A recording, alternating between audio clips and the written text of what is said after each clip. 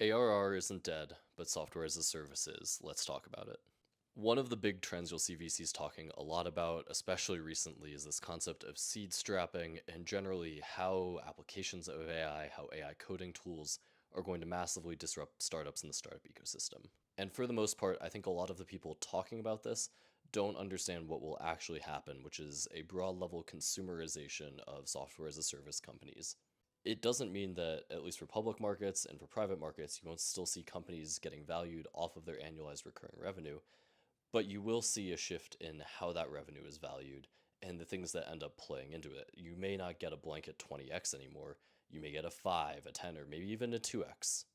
In my opinion, the reason for this is simple. What you're seeing right now is what I would call the SMBification of software as a service, where a lot of things that used to be billion-dollar businesses because you could build huge moats and then eventually go horizontally or scale into other markets end up being niche, still very profitable businesses making 5 or $10 million a year with much smaller teams, 4, 5, 6 people, right?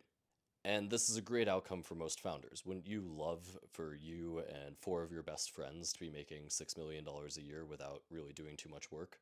But from a venture capital side, what this looks a lot more like is consumer venture capital and consumer investing. I've seen a couple of consumer VCs on this app. I have nothing but the utmost respect for them because that is one of the hardest jobs in venture capital.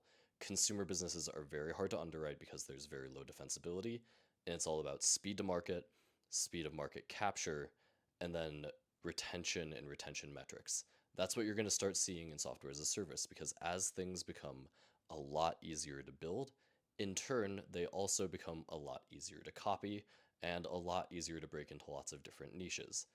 My usual case study for this is LinkedIn. It's a platform everyone hates, and the only reason it has stuck around for so long is it's actually pretty hard to build most of their functionality.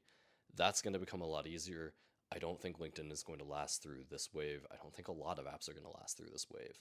For me, I solve against this by investing in what you would call deep tech, applied hardware, applied chemistry, things that are not very easy to replicate and that, frankly speaking, won't be that impacted by AI. I mean, those costs might drive down too, but it's a whole separate issue, and you stay very far out of that range.